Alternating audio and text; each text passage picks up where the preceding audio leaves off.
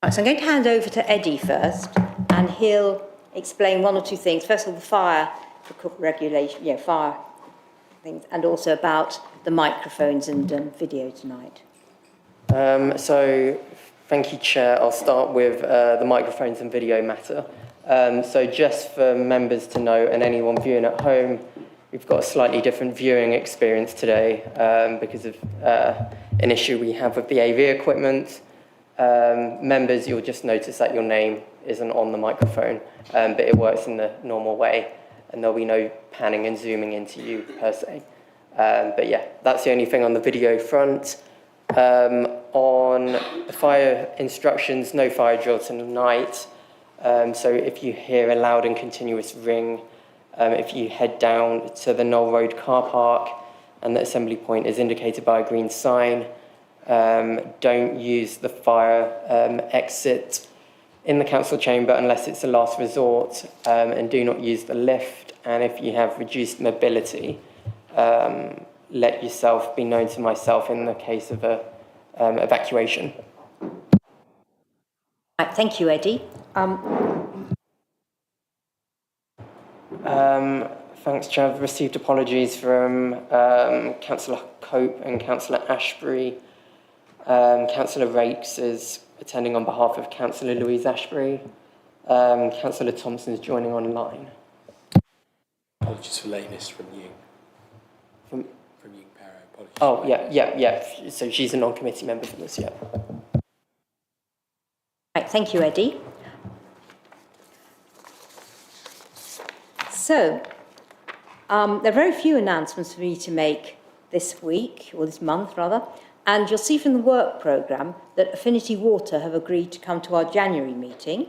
We are hoping that South East Water will also come, but we haven't yet heard from them. Our emphasis at the meeting will be to look at the water company's drought planning and network resilience to see how this will keep pace with growth and climate stresses in Surrey Heath, and what residents will see and when. Eddie might talk a bit more about this at the end of the meeting when we get to the work programme. So, on to this evening's meeting. We're very pleased to represent all the representatives from Accent, Sure Serve, and Ian Williams. I don't think we've ever had quite so many of you here, so it's great that you're all here tonight. They'll do a presentation, and then there'll be an opportunity for us to ask questions. And if you look in the agenda, there is the report from the workshop that we had with Sure Serve. So that will help you with any questions, things like that. We'll then have a little 5 to 10 minute break while we have a bit of a changeover. And then Patrick Mathey is going to be presenting from the British Legion. And he'll give a presentation, and then there'll be a chance for us to discuss the topics raised. And we're particularly pleased to welcome Patrick, who is the Camberley branch chairman, as his attendance has meant, I think, that the RBL had to change their AGM night. Is that right? No. Oh, right. You misinformed me, Eddie. Okay. Eddie misinformed me. He said that you'd had to change the night. Oh, well, anyway, we're still very pleased to have you here. Okay. Thank you. Now, what have we got? Minutes of the previous meeting. Is everyone happy for me to sign those?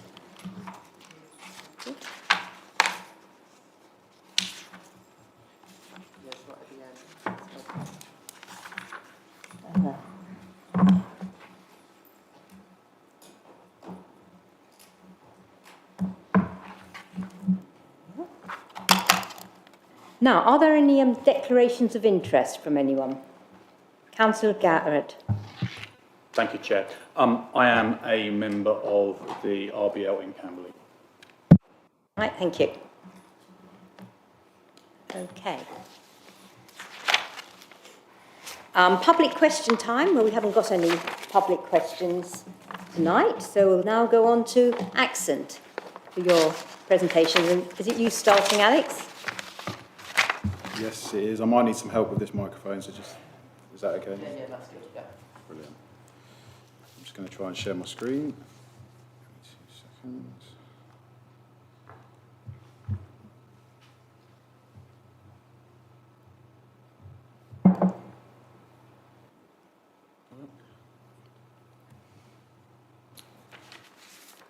Okay, brilliant. So thank you first of all. Thanks for having us this evening. My name's Alex Liebird. I'm the Exec Director of Assets and Compliance at Accent Housing. This is my colleague Rob Bloom, who's our Director of Housing Services. And as pointed out, we have some colleagues joining us from SureServe as well as Ian Williams. So I'll start today. I'll do a bit of a quick overview of some of the work that's been going on at Accent over the past few months. Then I'll hand over to SureServe, who will run through some slides, and then we'll finish with Ian Williams, who also have a few slides as well for you.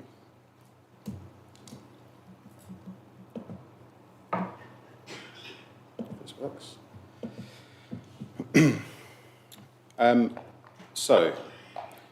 Some of the key things that you might be interested in that have been happening at Accent recently. In 2 weeks' time, we have our Customer Experience Committee, so board members, committee members will be coming down to Camberley. We'll be doing a stock tour of some of our homes in the area, looking at some of the refurbishment and planned works that have been done. We've also got a big transformational program going on at the moment. So one of the really important things for our customers is about communication, as I'm sure most of you in this room will be aware. And we're looking at a customer relationship management system and a case management system that will really help us improve that with our customers. We've employed some dedicated continuous improvement managers as well, and we've got a big ongoing transformation project underway. Really positively as well, we have implemented our customer influence framework, so we now have some dedicated customer engagement forums at both national and regional level, and that group has already started doing some scrutiny work on some of our services. So we have had some customers from the Surrey Heath region working on our damper mould process, for example. So that's from a really positive start, and we're looking to roll that out further over the year. I'm going to touch a little bit about some planned investment that's happened in the area over the last financial year as well as the first half of this financial year.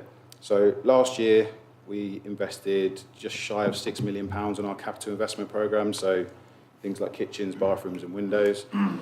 And so far this financial year we've spent £3 million, and we're due to spend another £3 million before the end of the financial year as well. So that'll be over 12 million over the course of those 2 years. We've also got quite an extensive decoration programme as well. So we've spent £500,000 this year on decoration. I'm going to spend another £250,000 as well. And we do also have some plans to do some retrofit works to 33 properties in Camberley as well. It's starting in May 2026. We're just doing the kind of preparation work at the moment for that. And we're hoping to be on site with that in May next year.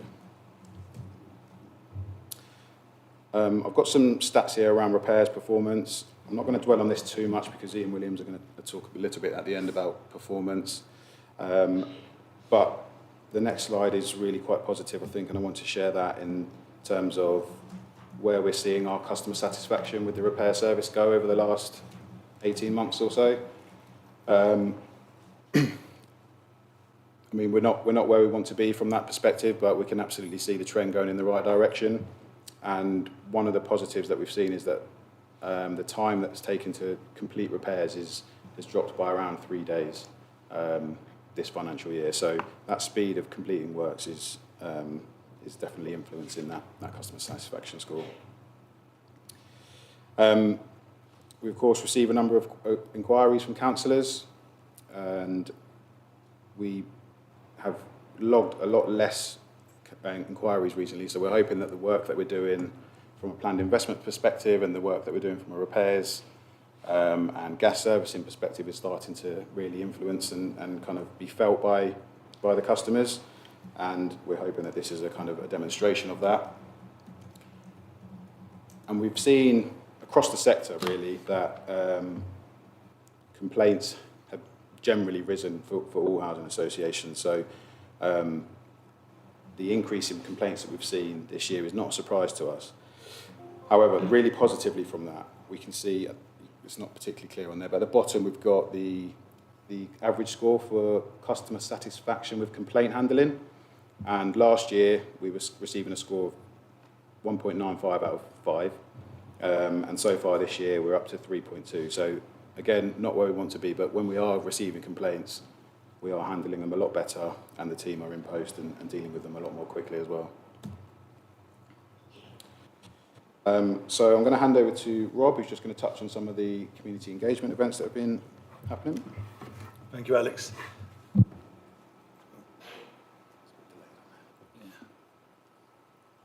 So the next slide, when it comes, oh, That's right. it's on here, but it's not on there. Should we go back? So that's gone. Just some recent events. Help me out, Alex, go back. Of what we've held, and there we go. And sorry. There you go. It's Right. done. Some Catch up. recent events from April to September this year that we've held in the local area at various schemes, as well as the big conversation that was our third annual big conversation. I personally was in Camberley in the Franklin's development. We spoke to around 2,500 customers across the country. I do have a breakdown for the south, but not with me, but I can pass that on. And then there are further engagement events planned between October and December, again in the area. So in terms of visibility, being out there speaking to customers and get involved in local community, that is positive. And then just briefly on antisocial behaviour, it is increasing in the sector across the country. We use a system called Housemark that allows us sort of benchmark what's happening at Accent with housing associations across the country of various sizes. ASB in totality is at its highest point since their recent recording started in April 2023, and we're also seeing that as well. So you can see there's nearly a double so far this year to the same period, the same 6 months before that. And then you can see that the reasons are generally the same, with verbal harassment, intimidation and threatening behaviour being the most common. Safeguarding, again, just very briefly, these are cases that we have either logged and referred in between March and the end of September, with the breakdown of reasons there. So, and sorry, what I meant to say on ASB is we also implemented a new system earlier this year to track and manage your antisocial behaviour cases. So that probably has had an impact on the number of cases, but they are going up across the country, as I say. Back to Alex.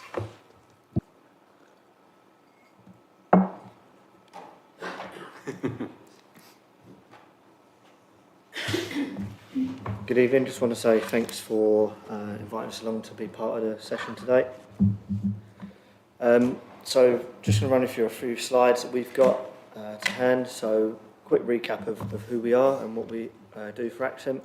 A little bit on contract performance, which my colleague Ryan's going to pick up on. And then a couple of slides on what we've got planned for the winter and what we're already doing with Accent to get that ready for the winter. So SureServe Compliance South rebranded in November 24 following the merger of two large gas businesses, K&T Heating and Smal Heating. Both businesses had over 35 years experience in the industry. We have roughly about 65 clients across London and the southeast of England, 800 employees, and the majority of our staff are field-based, so that's engineers on the ground. We look after over 340,000 public sector homes across London and South East, and we're part of the wider SureServe group, so there are many divisions of us across the country, and we look after about 850,000 homes across the UK. So our mission is to provide exceptional services to customers and homes and communities in the UK. We believe in excellent service delivery across the UK, and we utilise technology to become the partner of choice for our clients in the public sector. So a little bit more detail into what we provide for Accent. So we're in contract until June 2026. We look after 3,105 domestic gas boilers on a 3-star cover with 20 boiler rooms and 440 connected dwelling/boiler rooms. We do the gas servicing, maintenance repairs, reactive and planned boiler replacements, and then commercial gas servicing in the local Camberley area and Surrey Heath areas. So previously we mentioned we'd do a little bit of stock analysis on the boiler replacements. So between April and for Accent, which is 8.24% of property stock, which is well within the industry standards, and using the 15-year replacement as a guide. And now I'll pass on to my colleague Ryan to talk a bit more about the operational performance. Sorry, I can't see that. Yeah.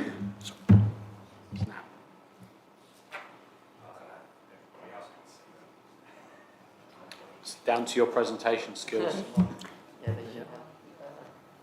They should have the slides by email.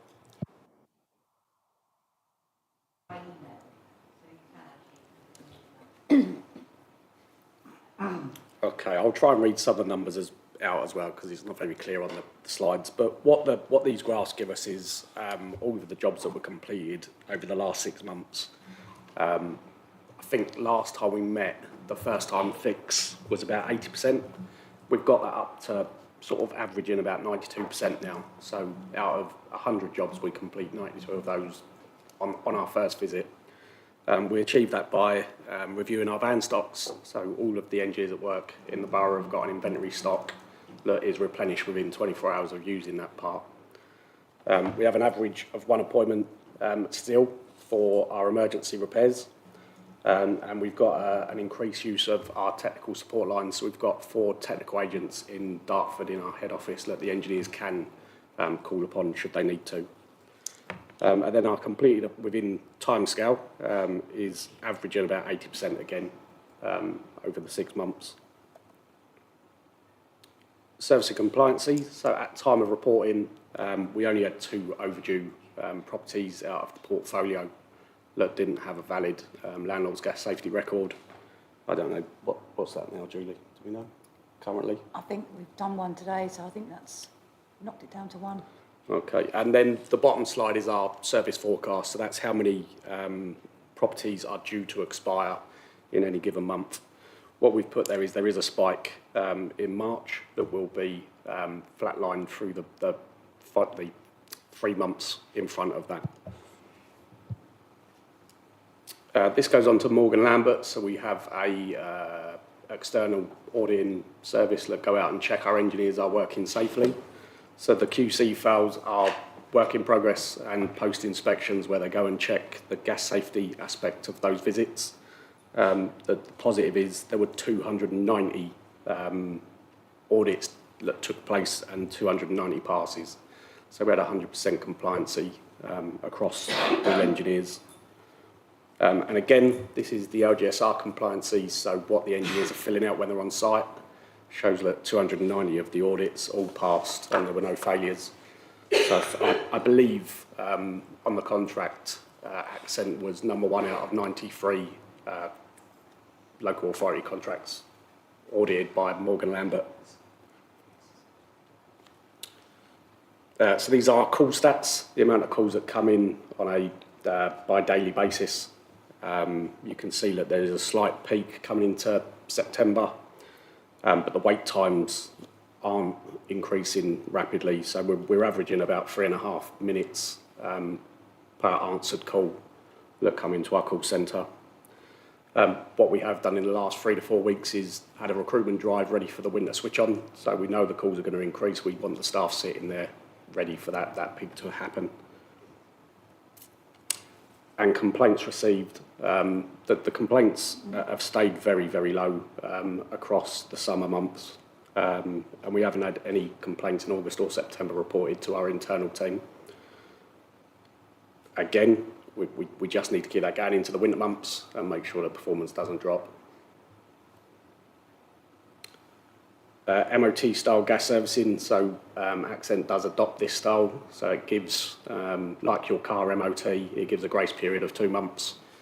And should we wish to flatline the service programme, it is an easy way of doing that with an MOT style service. And winter planning. I wish Jack was here. Jack was actually the guy in the photo that visited the Peterborough office, but Jack had a baby on Saturday, so he's not here.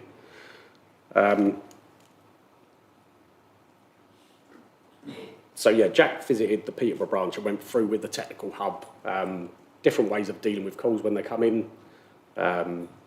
He sort of aligned key contacts between the Accent hub and the SureServe hub, just so that they're coming into the winter again, it's a smooth and efficient service for the residents.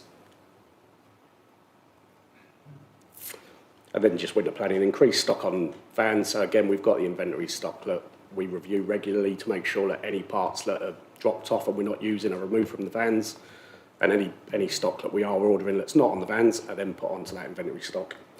We ensure that there's temporary heating on the vans, and that includes oil-filled radiators, and annual leave is capped during the winter months, so that we've got a fully staffed resource. And then prioritisation of calls, so we obviously deal with the urgent ones first and the non-urgent ones. Should there be a peak or a snow on the ground scenario, we prioritise the emergency repairs. And that opens the floor to some questions. Okay. If that's okay, we'll hold the questions because we've got some slides from Ian Williams. So I'll just quickly run this over now. Oh, I could have passed it.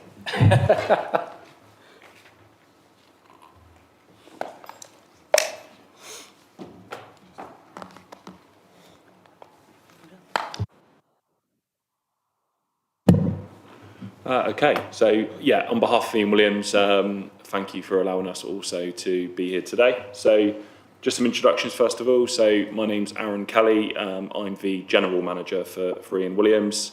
Essentially, I hold the strategic responsibility for not just Accent Camberley within the south, but also a number of our clients along the southeast and southwest as well. Gentleman next to me is John Hackett. So John is our local business manager who has the full operational and commercial responsibility for a local objective for the Accent South region as well. So this slide here really, again, just some high-level numbers, but just gives you a bit of an idea of where the service is at the moment. So the first section talks around the number of jobs that we've completed over the past 12 months. So just over 12,000 repairs that have been completed within the Accent housing stock. A weekly average, we do receive around 230 jobs per week. And again, the recent trend, so as we do come into winter, we are seeing those trends increase slightly, but again, that is consistent at the moment with what we saw during the 2024 period. Coming slightly on to some KPIs, so emergency repairs, so we're completing around 99% of our emergency repairs within target. The target for completion within target on emergencies is 99% as well. And to proportion against the total orders that we receive, emergencies against the overall throughput is around 28%. So a very high level of emergencies that come through. But again, the service is there, obviously, with the 99% completion. Routine repairs, so completion within KPI, we're averaging around 87% at the moment. Whilst that's within the tolerance between MLAP and target, it is slightly behind where we want to be. But Alex linked on around, the average repair completion time coming down recently. Again, that will be linked to the overdue reduction that we've seen on some of our orders as well. So our overdue orders have decreased around 74% since April 2025. And lastly, just around customer satisfaction, which Alex touched on as well. So we're averaging around 84% directly in relation to the services that Ian Williams provides. And that's up 12% improvement over the past 5 months as well. So I'll hand over to my colleague John, who will just talk around some of the labour and resource demands that we've got, and also how we're gearing up for winter as well. Thank you, Aaron. So moving on to our workforce and our contract management. Ian Williams are a direct delivery business. We try to employ our own people that live and breathe our behaviours and the way we want our people to be. So we direct deliver as much work as possible. At present, we're probably direct delivering around 85% of our work. And the team that we have out on the ground is fully resourced at the moment, working dedicated on the Accent contract. We do have an additional support of around 22 operatives in the local region as well that we're able to call upon when there are times of demand as well. So that is within our gift. Alongside that, we have 2 or 3 other business units around the area of the southeast that can support us with their resourcing as well as we move forward into the year. Moving on to our operational management team, the Accent contract has its own designated contracts manager that solely works with the team and with the Accent team to make sure we're delivering an efficient service, alongside a senior contracts manager within my team that dedicates around 50% of his time to provide that additional support as well. Obviously, the remaining works that we do is around 15% with our subcontractors. Previously, that's been a bit of a difficult area for us. So over the course of the last few months, we have replaced underperforming subcontractors. We've replaced them with improved people that follow the same behavioural traits that our direct team do. That has increased in the areas of roofing. We've engaged with 2 additional roofing contractors, whilst we still have an ambition to direct deliver that ourselves in the future. Door entry contractors, we've increased the ability to use multiple contractors, as well as we've brought on contractors to support with the larger works as the demand increases through damp and mould disrepair as we get into the winter months. To enable our subcontractors to keep on track, we have weekly meetings with the contracts managers team to make sure we have that consistent communication and we get those orders completed within time. Moving on to the seasonal demand and particular attention to damp, mould and condensation. So the great thing about being in contract with Accent for the last 3 years, we've got 3 years worth of data. Data is really important to us to know what has happened, and that is what is likely to happen over the next few months. So the winter average for damp and mould orders has been about 10 per week. The current trend aligns with that average from September onwards. What we forecast to see that slightly increased in the coming months as Awaab's law comes into place. And we are in the process of training all of our teams to make sure that we are the eyes and ears on the ground and we see any problems and action them as we see them. And as a further plan of attack, we have weekly review meetings focused particularly on damp and mould with the Ian Williams operational team and the Accent operational team. We've got a dedicated resource of 3 people solely working on this type of works, as well as that additional subcontract for the larger works when we need to use them.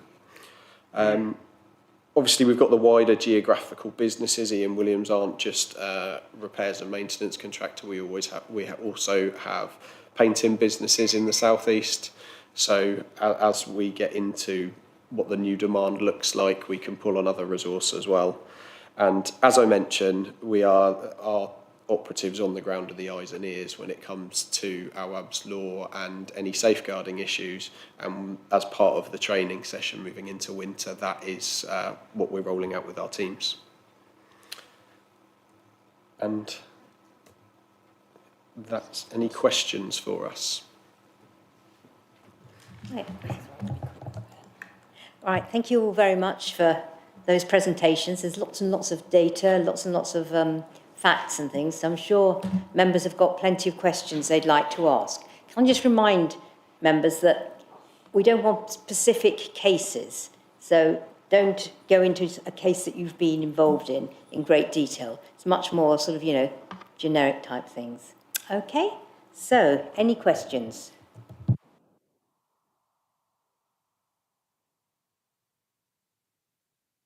Do you want to start, Councillor Hough? Thank you, and thank you for coming. It's been really helpful to see those stats. Question was just around sort of complaints. Just wondering what the increase. You said it was sort of industry-wide increase? Because looking at some of the areas, one of the areas in Old Dean, for instance, has almost tripled compared to the same part last year. But then, as we've seen, councillor complaints and complaints directly to me seem to have come down. So I'm wondering what the difference between the increase in overall complaints is and whether they're being sort of dealt with better, which is reducing the... so if the complaints are still happening and we're not seeing them because they're being dealt with, it's just get a bit of understanding around those. Yeah, absolutely. I think the first thing I'll just cover is about the sector-wide increase. The Housing Ombudsman is kind of very active and vocal now, rightly so. You know, something we absolutely support, and that visibility for customers is a big part of why sector-wide the number of complaints is increasing. I think the other element of that is the guidance around when a complaint is very clear as well now. So we have it's much more obvious when we log a formal complaint, whereas previously in past years it may have been that we've dealt with it informally, I guess. So that's contributed to the numbers as well. So that's the first part. And then to answer your second part, I think absolutely. I'm hopeful that we've got a dedicated customer relations team now and a strong complaints handling team, and our satisfaction with complaint handling is improving month on month. The amount of complaints that we respond to on time within our thresholds is improving month on month. And my hope is that we're dealing with those complaints, and hopefully it kind of saves the traffic coming to you guys, and you're kind of taking it on your residents' behalf, and we're being able to deal with that up front and first time. Great, thank you. And just a little sort of follow on, if I may. These numbers here, are these sort of upheld complaints? Is there any sort of breakdown? You were saying that they're logged. Are these just the number of total residents that want to complain, or are these genuine complaints? Yes, they're the total number of complaints at the moment. We are doing a lot of work on our data and how we log our complaints, and we're trying to really categorise so we can identify specifically what the cause was. Is there any trends? Are they upheld, not upheld? We're not quite there yet, but we have got a lot of work going on with our data team to get to that point. But that number you see is just total number of complaints logged. Councillor Garrett?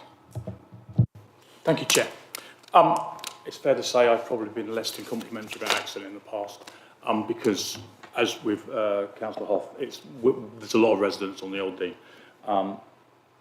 We were discussing it literally at the weekend. I have seen a decrease in the amount of emails I get, which means I've had less emails which I'm sending in as well. So something's working. So that's good. If they only ever come to us as councillors if they're frustrated, shall we say, with Accent. So hopefully that means that's working really well. So I thank you for that. I've got a few little questions. I noticed on your graphs or your stats, you've broken the Old Dean into 1, 2 and 3. I'd like to understand why that is, just for our benefit. Second small question is, we've experienced a number of ASB issues recently within our ward of the Old Dean. Locally, have you got a really good relationship with the police? Because I obviously know that a number of occasions you need the police involvement, so what's your relationship like with that? And my third question was, I know in the pack that we got there was a slide about development opportunities which wasn't discussed. I'd briefly like to, if possible, if we're allowed to, find out an update on Lawrence Lodge, because I know the planning application says it has to be started by June 26. And obviously June 26 is coming up very quickly, and I know from experience that we use Lawrence Lodge a lot, and the concern is where are we going to use emergency when that goes? Thank you. So simply the Old Dean 1, 2 and 3 is what we refer to as the patch. So different housing partners will look after those areas. The second point I've completely forgotten. Relationship with police. ASB and yeah, sorry. It very much depends on the housing partner, length of time in the role, contacts, etc. But the Camberley team, whilst there is always changes, there has been a core of that team and they share knowledge. So there are councillors in this room that I've had conversations with in the past couple of months where we've had visits to properties with the housing partner and the local police force. So they are there. There are different variations across the partners, but social services, local authorities, police, that's our core, and that goes on all the time. And then Alex will pick up the final point. Yes, so we're aware of the planning restriction on there. Ultimately, we use that for temporary accommodation. So I think it's yet to be decided as and when that will happen. But obviously, we have people living there, and we there's an element of provision required, isn't there? So we wouldn't do anything without proper discussions. Okay, thank you. Councillor MacDonald? Thank you. Sorry, I thought others were in front of the queue, but thank you for noting me. Again, thank you very much for your presentation and the update. A bit like Councillor Garrett, I've got a couple of things. I'll try and be very specific. So, pleased to hear of the additional opportunity near my patch in Lightwater. I guess that's West End or Bisley, but we'll find out, or Bagshot. Curious on the Sullivan Road opportunity. Is that redevelopment of your existing estate? Maybe you could just clarify that. Curious about the open damp and mould cases, which seem to have stayed fairly static through the data set that you've given us. What actions are you taking maybe to bring that down? Because I think we're all aware that those are potential high risk areas.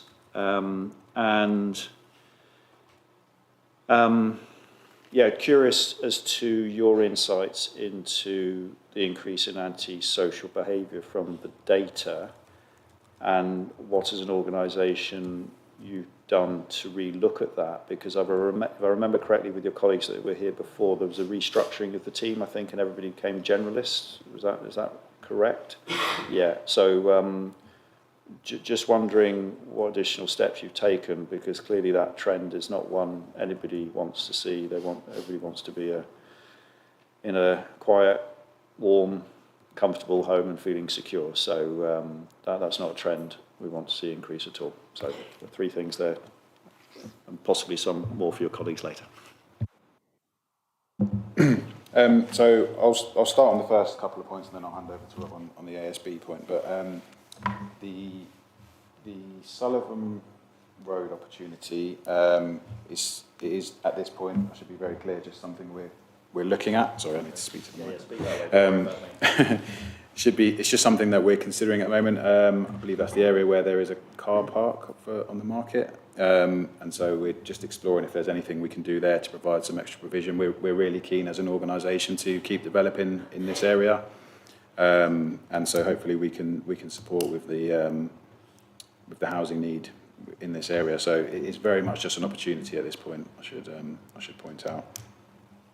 On the damp and mould perspective, and I think this might be a bit of a similar to answer you'll get from Rob in a moment on ASB, is we have really focused and really educated our organisation around the importance of appropriately recording any damp and mould that they come across, whether it comes from one of our contractors, SureServe or Ian Williams or anyone else, and making sure that we appropriately log that in the same way we are with the complaints, so that we can track those cases right through to completion. And we do not close any of our damp and mould cases now until we've completed all of the necessary work and one of our surveyors has been back to the property to ensure that work has remedied the situation. So because of those things, the number of cases appears to remain static, or it might have increased and then remained static, and that is primarily down to logging those things a lot more effectively and making sure that they're tracked appropriately. So with regards to ASB, I think it's fair to say it is increasing. It's increasing in both levels and complexity. There's quite a lot of long-standing and severe cases where we have to work with other agencies quite a lot. I think it always increases in the summer months. Daylight hours are longer, people are outside more, barbecues, parties, so the low-level noise disputes generally tend to increase. with what's happening across the country, with the sort of social unrests, we are having to be very careful how we approach some situations. Flags, example, in communal areas. We have to treat those quite sensitively at the moment. In terms of the comment, you are right. Accent previously did go to a generic housing officer stroke partner role where one person was responsible for an area and the customers in it, ASB, arrears, etc. Because the number of ASB cases and complexity is rising, we are considering the possibility of specialist complex ASB roles in each of our offices, including Camberley. And that's a conversation that will take place through our upcoming budget rounds, but we do recognise. So when it gets to a certain point, it will move from the housing partner possibly to an ASB officer to pick up those high level cases. Did I answer all your points? So, yeah, thank you.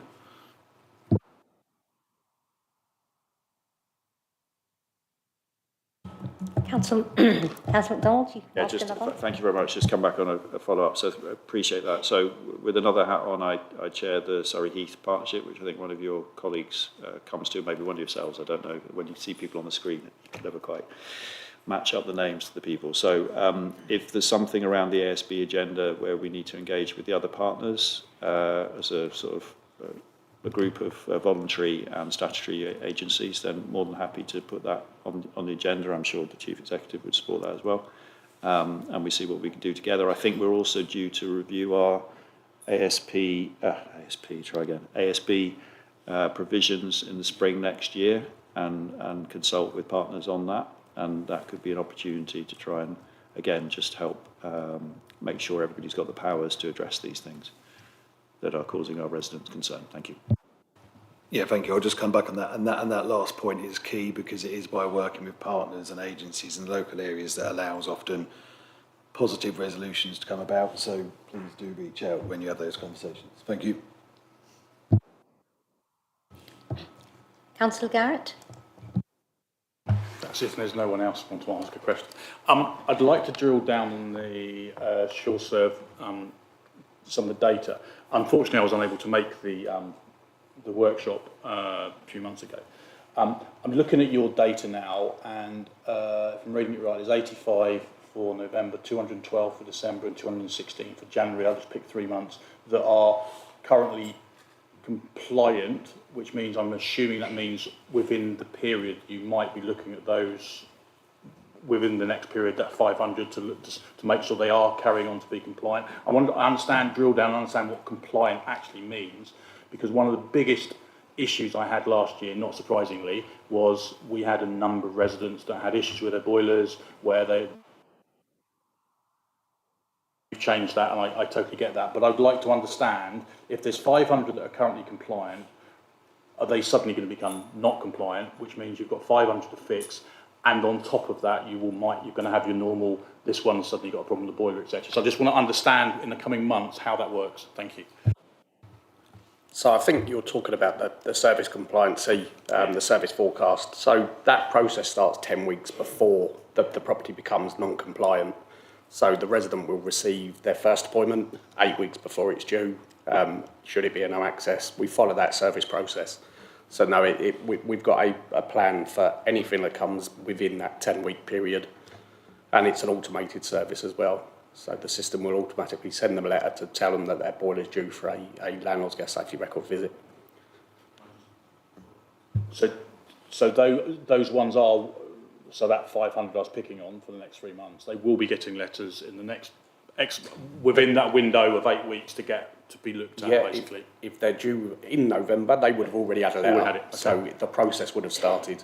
And then you will go out, look at it, make sure it's compliant. Yep. And then, so that's what you'll be doing anyway, but I'm guessing you've also got engineers that are out there in case when we suddenly all switch on our boilers that they don't work, which historically will be the case. You've got that enough staff in place for that bump, basically. Most definitely, yeah.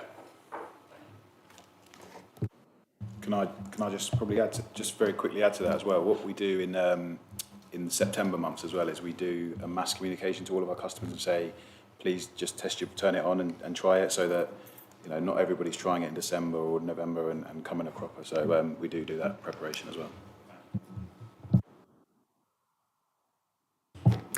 thank you. To Shore Serve again. I was at the workshop we did, and that was really, really helpful, really good. And just wanted to sort of look at, again, sort of around the complaints. I can see from the stats in the report, it's looking really good, and the complaints regarding the sort of call-outs and the repairs and things seem good. Just sort of anecdotally, there's few complaints that I have been aware of have been around new boiler installs, and I think from remembering from the workshop you use subcontractors for those. So I was wondering how the sort of complaints sort of like break down, if you're seeing any sort of changes around that, or if like do you hold those engineers to the same account, your own engineers? We do. We have had a slight switch. We've got more direct installers within the area. Julie has joined, and Jack, again, is the regional manager that works within the borough. That they've worked really well with the team, and a lot of the complaints that have been driven down is the work that Julie's doing with the engagement with the staff out in the field. We've implemented monthly toolbox talks now. They've all got agendas. They've all got specific items that they talk about. Normally what has sometimes gone wrong the month before is very quickly identified and fed out within the team out in the field. Unfortunately, if they don't know, they can't change. So that's the big change this year, is the management within the area.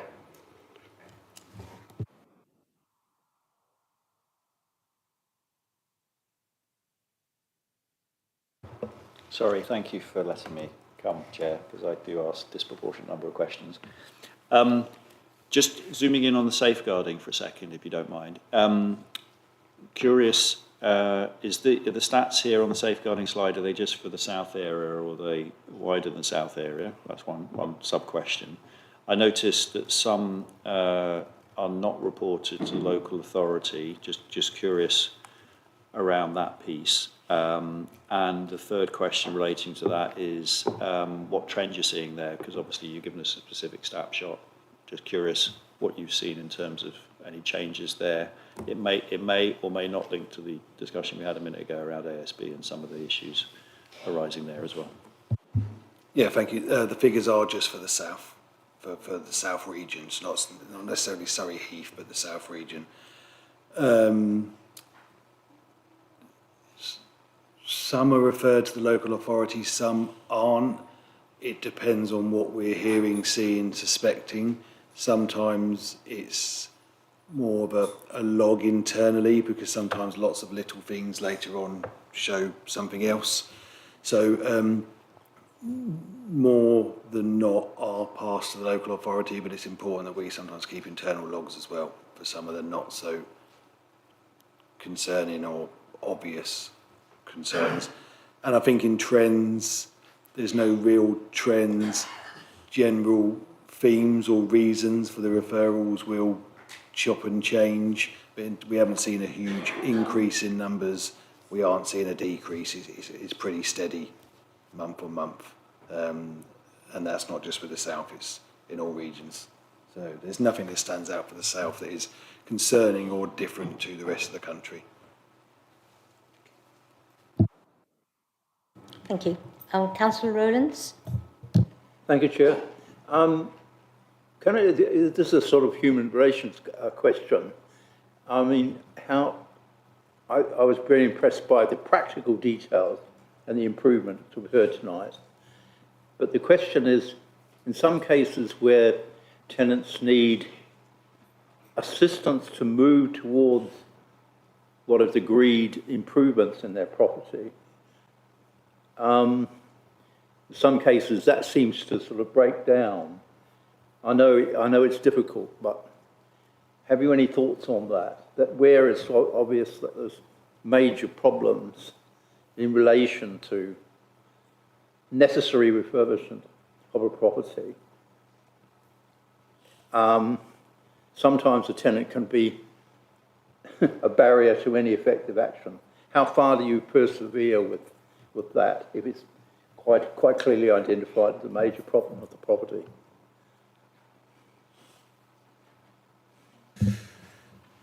I think there's probably a few bits there. I think first of all, we try and be as transparent as we can with our customers around when we feel, when refurbishment works are due or when they're planned to be worked upon. And as I mentioned earlier, the volume of investment that we've carried out in this South region in particular in the last 2 years has increased dramatically and is actually going to continue within our business plan for the next few years as well. So I think we recognise that there's been work to do, and while we can't do everything in all of our homes, we will always try and be upfront and transparent about what we can do. And oftentimes there are kind of shorter term remediation works that we can do until such time as we may then follow up with some refurbishment work. So I think I've answered your question. If I haven't, please shout. Can I come back with another one?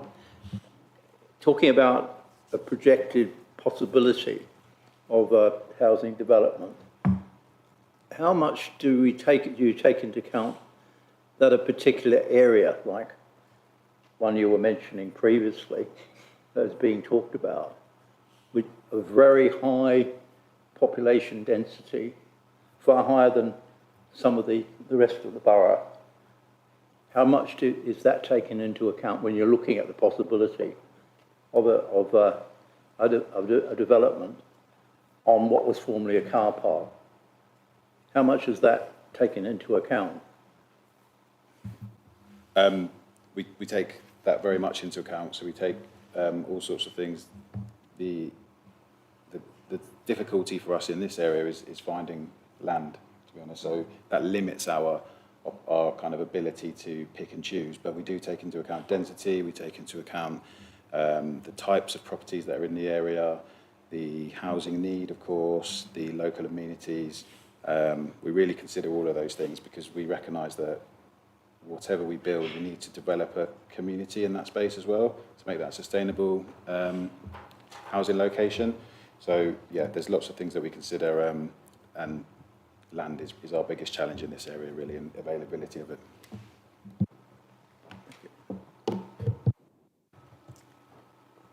Councillor.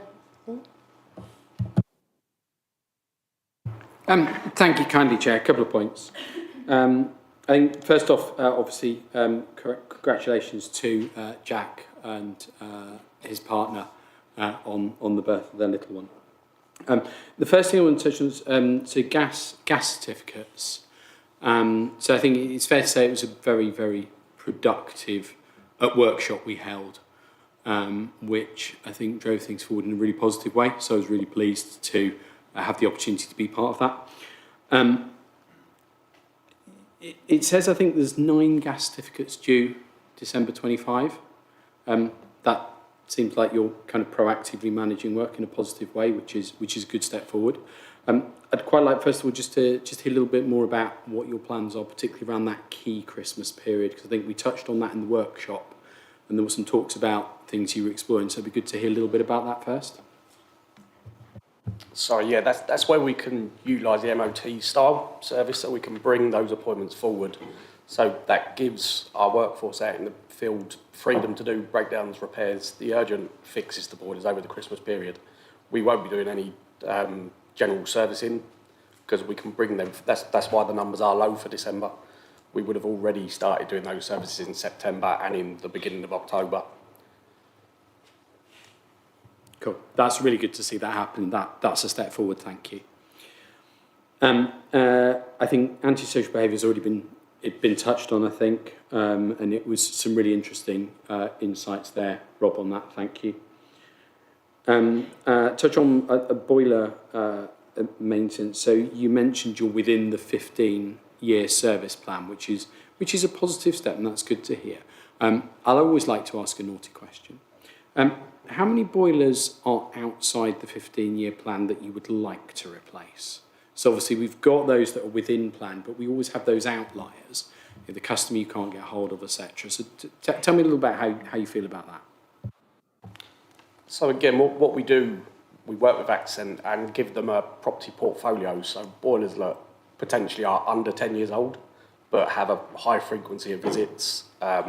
We know parts are obsolete, we know parts are difficult to get hold of. And we give them the opportunity to pick what they want to do in regards to their planned replacement list.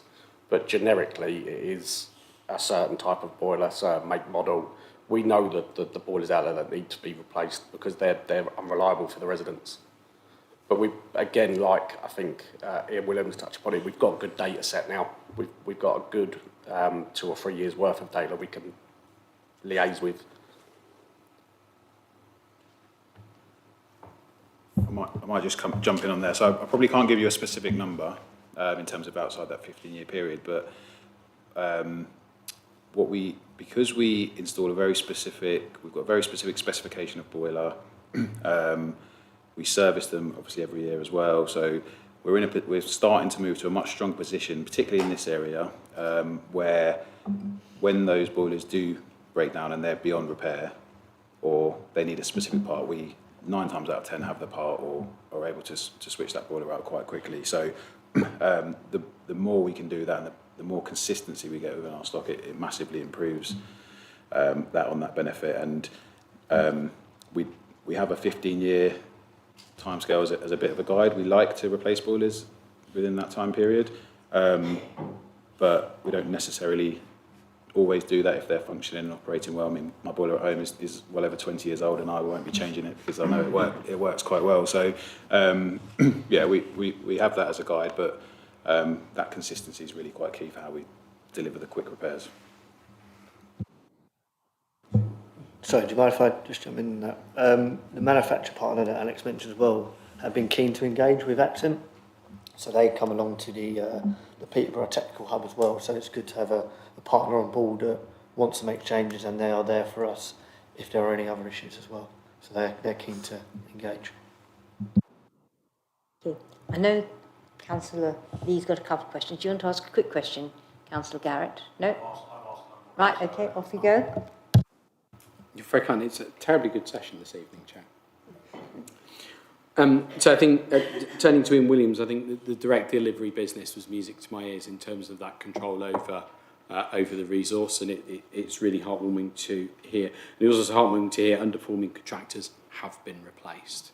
And that's another good thing to hear, which I think dovetails neatly back to what Councillor Huff and Councillor Sean Garrett were saying, which is they've seen that drop off themselves, and obviously your stats show there is starting to be a reduction, and I think that leads from 2 things. First of all, there are fewer problems, but also that your customers are gaining confidence in you, and that's part of that journey that takes time. So the investment that's been done here, doesn't immediately see a drop off in going to the councillor because that's a habit. What you've started to do is break a habit because they're gaining confidence in you, which I think actually is a positive success story from where we were sort of back in the summer of 23, to be able to sit here and actually hear positive words from Sean and from Dave, who was Lewis's successor. So to see that positive stuff come forward, I think is really welcome. The final one I'll touch on, I think we've probably explored it, so forgive me, but I think there's housing targets of a new build that your good selves have. I think the aim is to get to 600 a year by 2027. With the focus being on the south for that development. So that's where I think it's the lion's share or majority is. So it's understanding where that's landing, because I think we've touched on a couple. So what percentage of the, I think 400 houses have been built so far, have been built in the south, and what percentage are in Surrey Heath? The focus of our development programme since, probably fair to say, 2019 has actually been in the east. And our development strategy is being looked at because that is coming to its end. I think there is an appetite to build as many as we can based on financial capacity. Alex touched earlier on the south is incredibly difficult in terms of land and the cost of that land when you start to compete with the day-to-day developers. So we would like to do some more in the north. I know that doesn't impact you because we have stock in the north and we haven't added to that for some time. We'd absolutely love to add in the south, but it is dependent on the opportunities of the land and the cost of it. But it's probably fair to say the majority of the development focus Accent will remain in the east because of that has been where our strategy has been. but any opportunities in the south for redevelopment or new development will absolutely be explored. But it is fair to say the majority will be in the east. Thank you. Thank you for humouring me, Chair. That's okay. Councillor Garrett? And I'll make them quick, because I know we've been hogging it. Firstly, it speaks volumes that I've actually got nothing to say about Ian Williams, because historically I have had enough to say. So I think the workshop that we did, however long ago that was, certainly worked, and I'm hoping that works equally well for Shore Serve. Two things. One of the biggest issues I think I had last year with what was KT and is now Shore Serve is the residents say it's been taken over by a new company, but I'm still getting the same engineer that was less than good. Yes, well, we'll put it that way, less than good. And I know you can't just get rid of people because you have to be over, etc. And I noticed that Ian Williams has said about underperforming contractors have been moved on. So I'd like to understand if that's something you guys have looked at as well. And my second question is more to Accent. You've obviously seen the Shore Serve graph with what they've got that's coming out of compliance, etc. Looks really good for the gas. One of the other issues I think I've had in the past is windows and kitchens, because you've got a programme, I get you've got a programme, but sometimes the residents don't understand what that programme is. I don't understand what that programme is. I know you've got X amount of life of a kitchen and X amount of life for your windows, and I've had residents saying, well, I've had them for X amount of years, but they're not changing. So have you got a similar thing? I know it's not as compliant-led, but have you got similar data for the kitchens and the windows, and is that something we can maybe look at a future meeting? Thank you.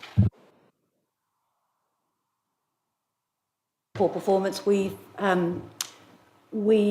realised back in the summer that we had engineers that were poor performers. We kind of grabbed onto that and we managed them out of the business. We have replaced them with better engineers, are willing to, put in the effort. We've worked with them to get them to that point, and we're still recruiting. So yes, we do that. We do manage them.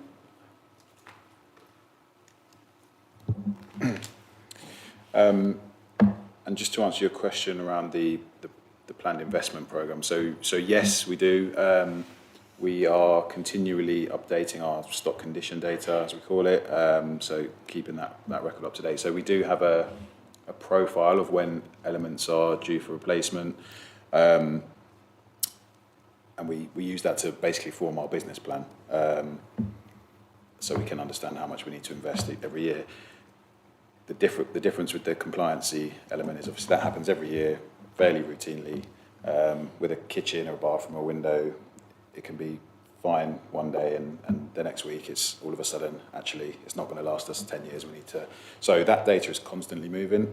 So we do have that data. I can give you some rough ideas of numbers, absolutely, but I would just say that will.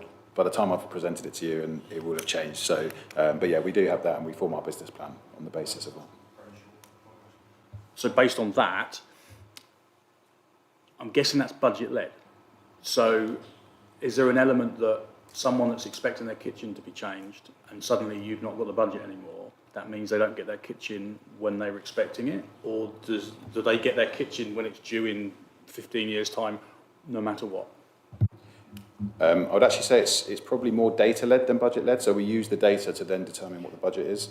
Now, as I say, that we're constantly doing that exercise, and that's a real large part of my job. And I'm doing it right now, actually, for next year's budgets. But we understand the data, understand what our properties need, and then we develop budgets and understand how much we need to set aside for that and make that provision.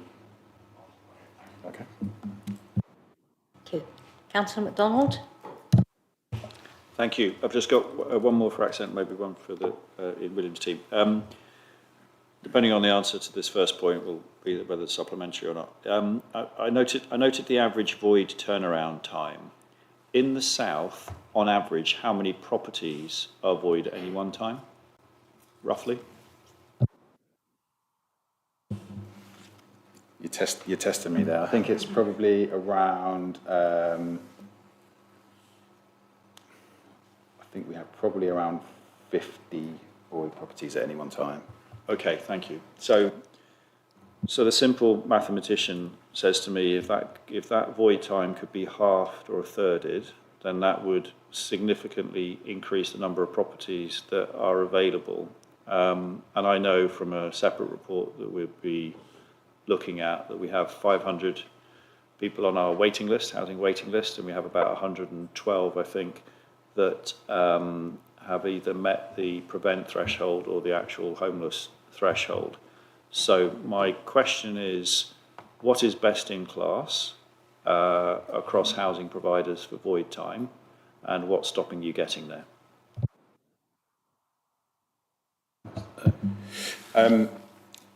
Our South region is actually our best performing region for void properties, so we turn around those properties quicker than we do in any of our other regions. And in comparison, Rob mentioned Housemark earlier, and we use that sector benchmarking to understand where we are with our void turnaround time.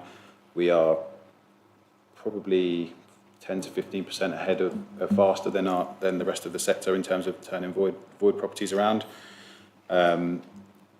It's a very complex process, which seems quite straightforward on paper, but there's lots of different elements involved, from getting the keys back from one customer to allocating, completing the works, and everything that goes with that, and getting it ready for the next customer. So what I would say is we are doing everything we can to reduce that void time. It's probably our biggest, if not our top, it's definitely in our top 3 organisational priorities, is to reduce void times. And we have I mentioned the transformation programme earlier. One of the projects within that programme is around improving our void turnaround time. We have improved, overall as an organisation, we've improved that void turnaround time by just over 20% from our average from last year's turnaround time to where we are so far this year today. So we have made some good progress, but we've got more to do. We're looking at the process, we're looking at systems and data and how we can utilise those to help us as well. But yeah, compared to the sector, we are actually performing better generally than the rest of the sector. Yeah, you said a lot of what I was going to say, Alex, but I think also that is an average. So standard voids will likely be less than that, but what brings that average up is properties that have been vacated that, for example, could have needed a serious deep clean, but also it's become void now, so let's do the kitchen and bathroom now rather than in 6 months when the plan shows that. So there's that manoeuvring around as well.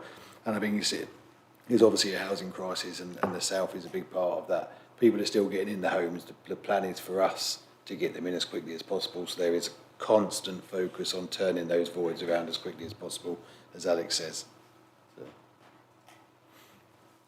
Thank you very much. Yeah, so that's clear. I just approach it from the point of view that everybody's earned somewhere to be psychologically and physically safe and warm and comfortable. So the shorter that time and the less that avoid, the better, I'm sure, from a business perspective as well.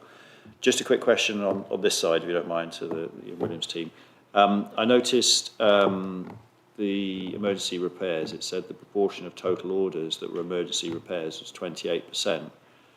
The sort of, dull, nerdy engineer in me said that was quite high compared to preventative maintenance. So I'm just curious why that is so high, and is it something to do with the age of the assets, or what's driving that to be quite so high?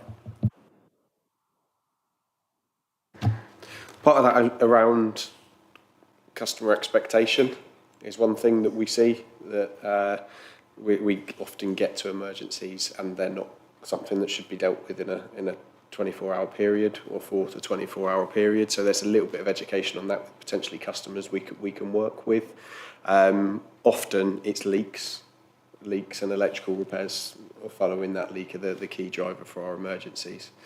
But outside of that, I don't have the data in front of me to talk any more around that. But we obviously that is exceptionally high, 28%, and actually that is higher in this region than the wider South region. So without diving into the data, I don't 100% know, but that is, yeah. I'll probably just add to that. That's partially probably a question for Axon as well, because I think without doubt, and you will all probably have experienced this, is there has been an element of underinvestment in some of our planned preventative maintenance, and ultimately the knock-on effect is you end up doing more responsive repairs, more emergency repairs as a result of that. So I'm really confident that as we've started to deliver really well in the last 2 years on that planned investment programme and continue that, that will have a positive knock-on impact to the overall service. Thank you.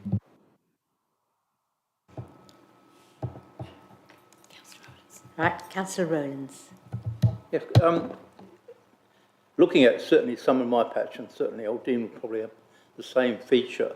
Some of the housing stock is getting close to an effective use-by date. I'm thinking of possibly Chapel Road, places like that, that dates back pre-war. What are your thoughts on rebuild and doing something about when it becomes necessary 5 years' time, possibly now almost, of keeping that up to scratch and going for a rebuild of some of that property? We have an asset management strategy which we launched late last year, and a large part of that strategy is around looking at all of our properties, our assets, and deciding what's the best option to do, what's the best thing to do with those properties, so whether that's redevelopment, refurbish. We obviously have our planned investment programme, which is a big part of that work, and the delivery will really support maintaining those homes. But we've got, over the next 2 years, one of the key objectives of that strategy is to truly understand all of our homes in Surrey Heath and all of our areas, understand how well they perform, what it's like for our customers to live in them, importantly, how do they perform from an energy perspective. All of those things we need to consider, so we can understand what is the best option for those properties, whether it's refurbishment or redevelopment. So that's our plan for the next 2 years.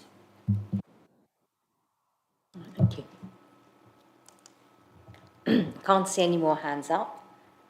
So unless anybody's got any urgent questions, no. Right, I'd just like to thank you very much for coming along today. I think you've answered all our questions well, and it has been good to hear much more positive outcomes for you and feel that you are trying to improve on things. At one time I thought Ian Williams weren't going to get any questions, but fortunately 1 or 2 did come your way. So we do appreciate what you're doing and what you're striving to do, and thank you very much for coming. Thank you very much for having us, and if always here to help as well, so if we can, then you know where we are. Thank you.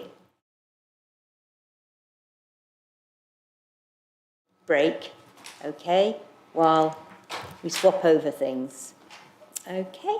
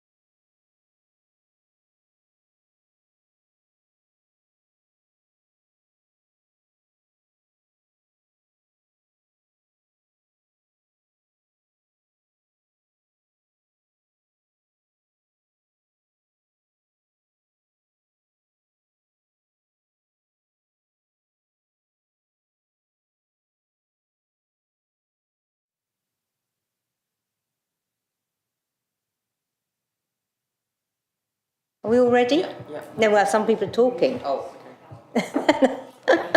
It's the Conservative group leader and our whip.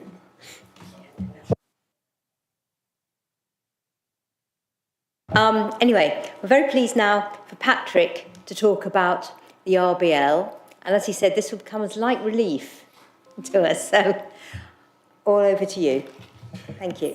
Thank you very much. Good evening, everybody, and thank you for inviting me to come and talk to you tonight.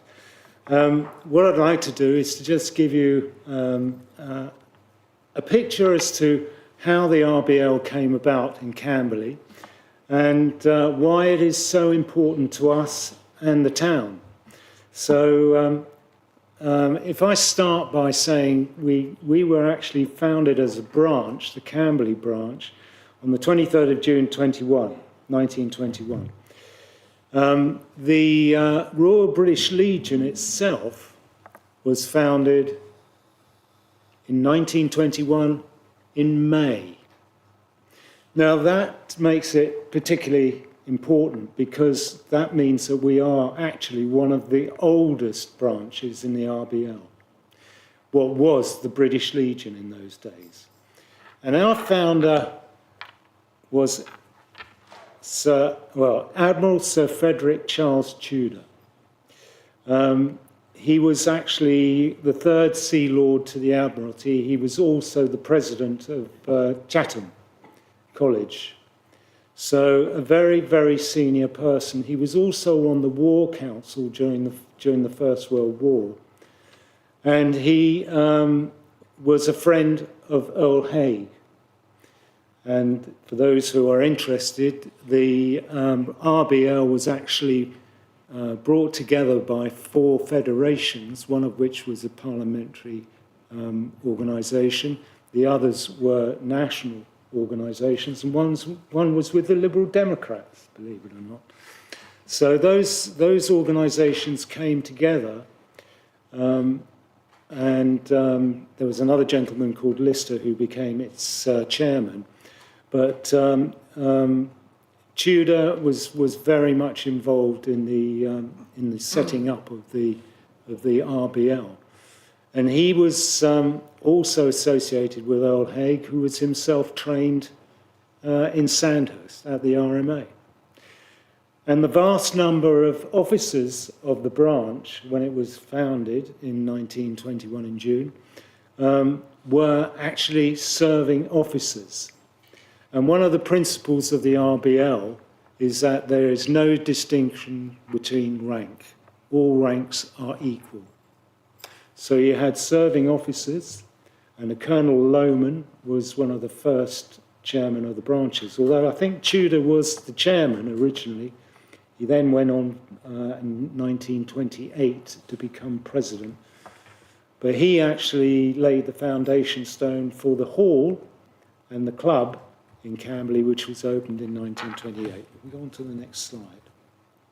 Some of the historical facts then were the branch was founded, as I say, on 23rd June 1921. The club, which was in Victoria Avenue, was opened in 1928. The money was given by a wealthy landowner. Now, I personally believe it was funded by the Tudor family themselves, because he laid the foundation stone in 1928. At that time, Camberley was known as Little India. And the main reason for that were the thousands and thousands of disabled Indian troops who were being looked after in the RMA. And so the town was actually nicknamed Little India, just as a passing comment. The members at that time were between 700, and this is between 1921 and 1928. It was actually between 700 and 1,000 members. That's huge. There is only one branch that I know of now, which is Surbiton, which was again one of the oldest branches, which has got 1,000 members, and they have a club as well. In 1948, I'm going to quickly go through this. In 1948, the branch signed a covenant with the British Legion, as it still was then, who became trustees of the branch and the club. There was a steady decline in numbers around the time of the Second World War, right the way through until until today, really. The numbers are still, or have been declining. The Frimley branch closed. There was a branch in Frimley as well, and that closed around about 1986. It was put under the jurisdiction of Camberley branch. And in 1996, the Bagshot branch, which was equally as old as Camberley, but maybe not quite so old, that closed down in 1996. So there was only really one branch left who are covering the Camberley, or the old rural district council Camberley area, which was Frimley, Camberley, Bagshot, Lightwater. All those areas can now come under Camberley branch. The Camberley branch also used the old urban district offices down on the London Road for meetings. And they were very much being part of the district setup. Had an awful lot of say in law and order issues, right? So there were very, very strong links between the council and huge links between the RMA and the branch itself.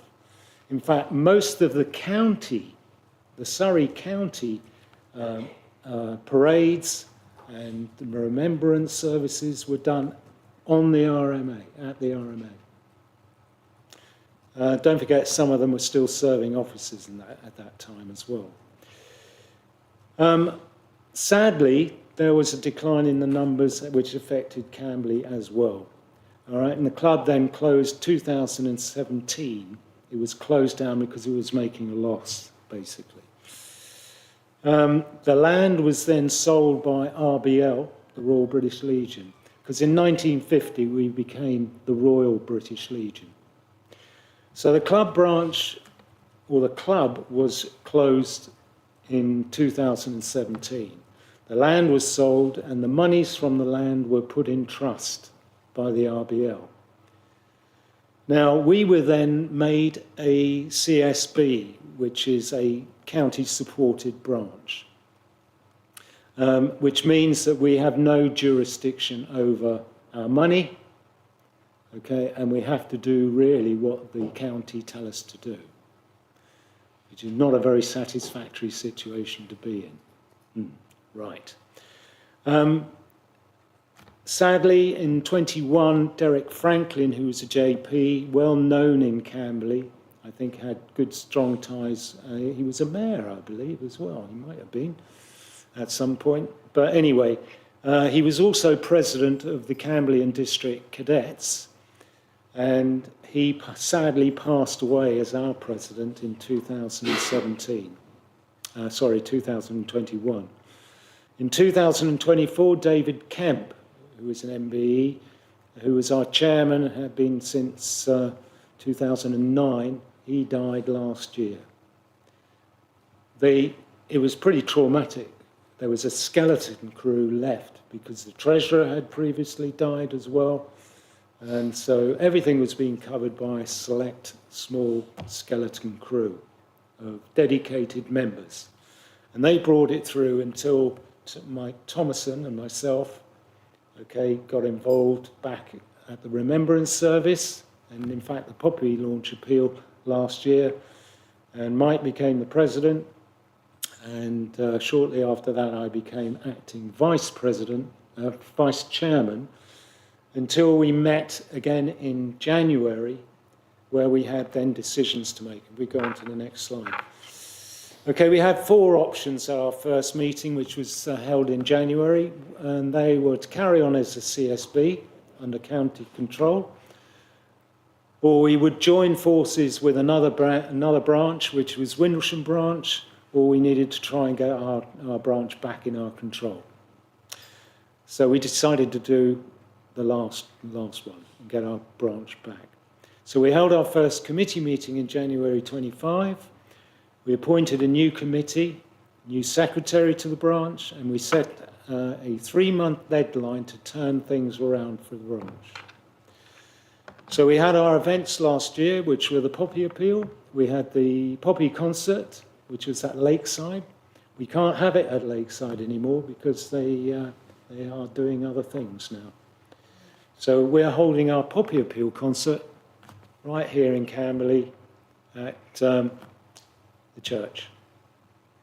So we then also found ourselves a new home. And we tried something which is entirely new, and that was to join forces, RBL joined forces with Avery Care Home, who are a big organisation. They've got a lovely branch down in Camberley here. So we meet. It's our home now. That's where we meet. And whilst we've got a home, we can get our branch back. So that's on to the next slide. We had a launch meeting back in March of this year, and we had over 60 people attend that launch. Our mayor, Councillor Sabi, staying very quiet over there, and it was a tremendous success. I mean, we really had a tremendous turnout there, and we increased our membership by 12 members just for having that launch day. We were at 96 members when we took over. Okay, the branch has now got 131. So we are now moving in the right direction. We also decided that we needed to establish the branch back in the local community. So we have joined forces with our Gurkha, a Nepalese community, and we've also joined forces with our Sikh community, which we want to develop that, and that's something which we're going to pay a great deal of attention to. But I believe this is now the secret to our success moving forward, so this is something which we're planning to do. And the more members who get, the more tentacles we can put out into the community. So we wanted to improve our communications. We got ourselves a new website, which is regularly updated. We've got ourselves a Facebook page, which we communicate directly. We've got something like 40-odd followers now, I believe, on that. And people keep in touch with us regularly. And we needed to replace and renew a lot of our equipment which had gone missing. Well, it wasn't missing. A lot of our artefacts, as I was quickly told off for having said that, were in the Camberley Museum. So, but we have managed to get things back. And if you move to the next slide, we also launched our benches appeal. The original idea was to have 2 benches for the town centre, memorial benches, to mark VE Day and VJ Day, and also the First and Second World Wars, because this is one of the things that we've got to be really aware of, and that is that the RBL, which have always commemorated the First and Second World War, we haven't many veterans left.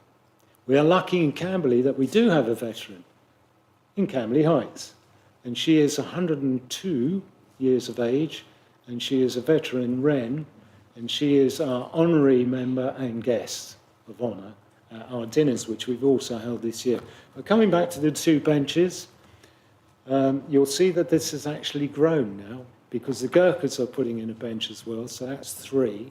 And they're all going to be at High Cross Church to replace the wooden benches outside the church, and will be free for all our veterans and for all our people of the town to sit down and rest themselves when they feel they want to have a quiet think or memory.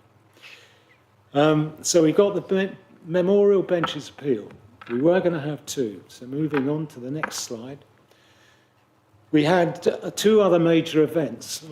We set about with Surrey Heath Borough Council to instigate a veterans hub, which is having a veterans breakfast, which is held on the first Saturday of every month at the Bistro Cafe in the station, where we welcome veterans to come and join us from all over Surrey if they want to.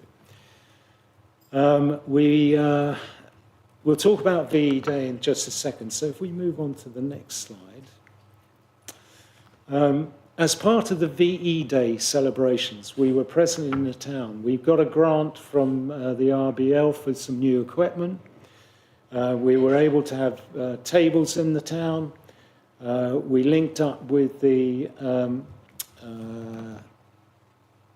Dementia Choir, who sang for us in the town centre. It was really popular. We raised an awful lot of money in the town that day. So it was a real success. We had the Sea Cadets with us from the Camberley Sea Cadet Unit. We then had our flag raising, which we joined with the Surrey Heath Borough Council. And we also then had our VE Day celebration dinner, where we had our mayor, who was our guest. We had you saw a bell on the previous slide, which we'll come back to in a minute. That is the HMS Camberley Bell. We believe that that was given to the branch at the time of Tudor himself, whilst he was an admiral. And that's how we managed to get our hands on it. Now, the HMS Camberley Bell is now on view at Camberley Heights and is free for anybody who wishes to go in and have a look at it. But it's been fully restored. The frame for it and the mount was produced by the men's club hub thing, men's shed. That's the one. And Rob Philbrook, who is a good friend of the branch, he actually helped and his team to restore it and brought it all back together. And now it's on display. And it should be used for all our events when we're out and about in the community, which is what we want to do. So we had a great success there. We raised a lot of money again for the benches, which is all good stuff. And you can see a photograph of Dorothy, who is our veteran, who was at the dinner as our guest of honour. So there are some of the artefacts which we have managed to get on the next slide. Is also the trowel that was used for the foundation, laying of the foundation stone in 1928 by Frederick Tudor. There is also a collection of badges, cat badges, which have been given to the branch over the years by different people in different regiments. Picture of the HMS Camberley, as it was in the First World War. We also obtained our centenary pennant on the night of the VE Day dinner. That celebrates the 100 years because we missed it because of COVID. So moving on to the next slide. And all these things are on display now at Avery at the care home. We also attended Armed Forces Day. We had another dinner for that as well. We had presence in the town centre. And again, we had a flag raising event. We had the VJ Day dinner was the next one. Again, it was very, very similar, but we went to various remembrance services on that day, both at Guildford Cathedral and also at the RAF Memorial in Runnymede, and where we had our standards with us that day as well. That also raised quite a lot of money, and those events on VJ Day, we made it our business to do it in conjunction with the Sikhs and also with the Gurkhas. And the Gurkhas were present in the town centre that day, and they did traditional dancing, and they were in their traditional dresses, and it was absolutely spectacular. It was so colourful. It was amazing. So a great success again. So we've been busy. So what does all this mean? What it does mean is that we are actually, as a branch, presenting not 2 but 3 benches to the town centre. The third bench will be dedicated to our emergency services, the blue light services. So that we feel is also important because the RBL now recognise the service which are made by the police, the fire brigade, all right, the lifeboats and everything else. They keep us safe. And that benches in respect of them. On October the 9th, which is this Thursday, we're going to hold our AGM. And it is a ceremonial AGM because we're, with the county are going to be present. We hope to get our branch back. So it's a very, very important night.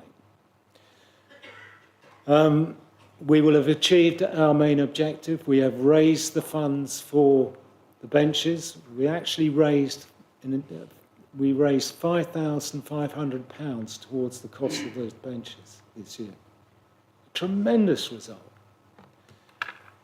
So we've also been able, because of our association with using Avery as our home base, we were able to help the council by getting them to sponsor Remembrance Service this year to the tune of £3,000. So there is a benefit to having the Royal British Legion here. Our primary concern is for our veterans. We have the resources and the capability and the means to be able to help them when they need our help. That's why, by being associated with the care home and other care organisations within the town, we can actually get closer to our veterans. We can find out what their needs are. And if they need our help, we will provide them with the funds to do it. So this year to date, or coming up this year, we also have our Poppy Appeal launch on the 25th of October. On the 31st of October, we're having our annual Poppy Appeal concert at High Cross Church.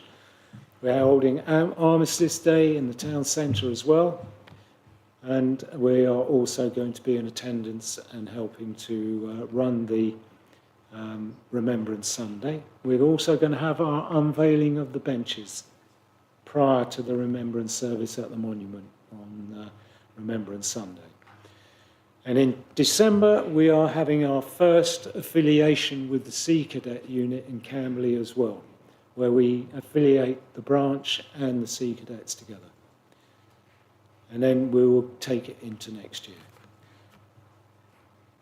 So we are up to 131 members. We have regular members' nights every month. We also have special events which we're organising. We're trying to generate our association with some of the clubs which the branch used to sponsor in the town. The bowling club, it's been around as long as we have in the town. And we had a very strong association. So we're hoping to have members' competitions down there. We're hoping to have meetings there. So this is our way of getting the branch out into the community to be seen. And the more members we've got, the more work we can do within the community. So that's the special events. And for those who want to join us, they just talk to me. And I'll be happy to get you on board. But we have a terrific membership. Everybody is very close together. Everybody works together. And everybody has a lot of fun in doing what is a very, very important job. Because we intend to take it out to the schools and the youth. Because now we haven't got the First and Second World War veterans around. The veterans that we've got left are very much current day. So we need to take the message out to the schools and to the community to tell them what we do and why we are important.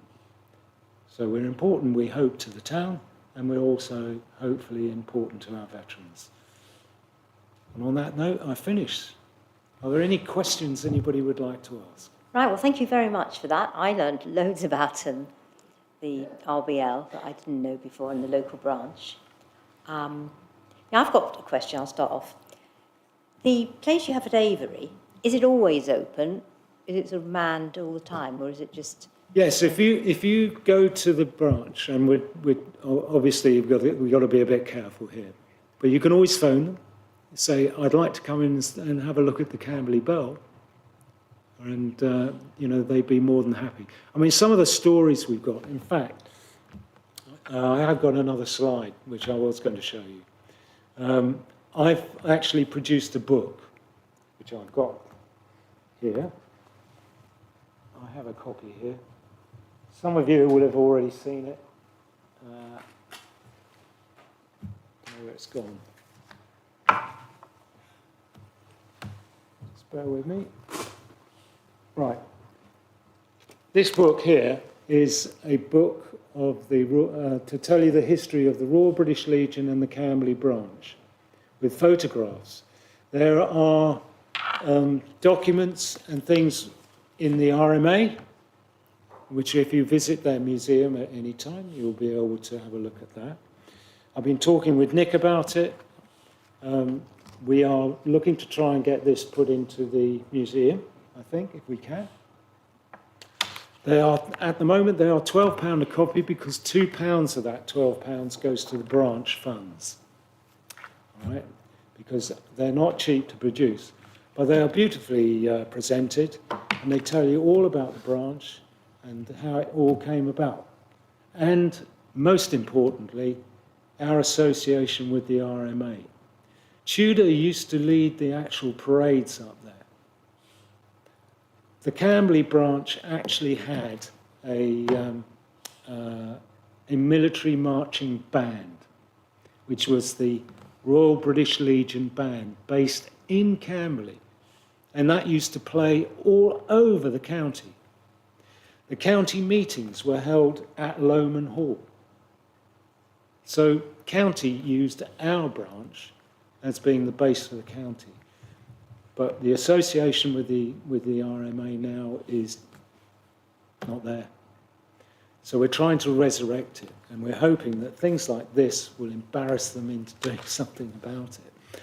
But I actually have got very good contacts up there. So I'm hopeful we will be able to do more with them, which has only got to be a good thing for this area. And having this sort of history is enormous. The fact that we used to, with the Urban District Council, use your facilities down the London Road, in itself is historical. That the members were associating with the council and helping to make decisions, for the town. It was that important. We'd like to think that we probably not going to be able to do that, but I do think that we will certainly get our membership up and get people to recognise that there is real value to this town. It's got a history.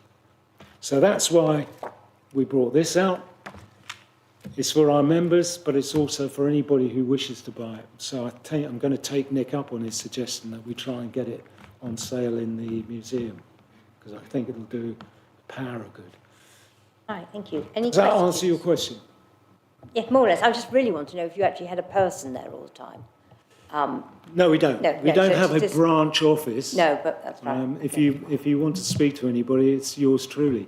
But our branch secretary is based there. So, and that's Claire Hudson. She's our branch secretary. She actually works for Avery. Okay, but Avery have no jurisdiction over us, other than the fact that we just use, and they are very kindly giving us their use of the premises for things like our committee meetings. Right, I see Councillor Kang. Question? Thank you, Patrick. That was a very interesting facts and figures. Just one question. 31st of October is coming up, and the Poppy Appeal concert, how does one get to know about it? Is it ticketed? Is it... Yes, it is ticketed. It's actually, we have a company who are doing that. In fact, if I just go back on my slides a bit, I think there's a poster there which I can have a look. Previous. Bear with me. Right, here we go. Right, yes, Ticket Source, that's who I was thinking Ticketmaster, it's Ticket Source. And there is a barcode on the posters. And if you go onto our Facebook page or our website, this poster is actually on there.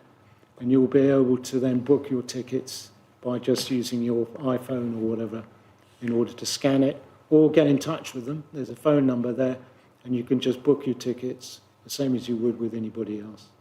Okay? Yeah, I'm just going to say, sorry, just to follow up on that, I was just going to say that not everybody is on Facebook or anything, social media. So is there a telephone number, or is there a leaflets they There is a going to telephone be going number. around? Yeah, there is a telephone number for the box office, which is 07935574451. But you can give me a ring, you know, because my number's around as well. So, but you can ask anybody really. But if you've got a mobile phone, you should be able to get onto it. Yeah, but it's a point worth, you know. I was thinking more of, not myself, but how to advertise it and get other people, the community and the Camberley, well, Surrey Heath people to get into it, you know, like to that concert. How are you advertising it? Yeah, well, the Surrey Police band, actually, Graham Atterbury is sort of organising that side of it. We will have posters going out in the town.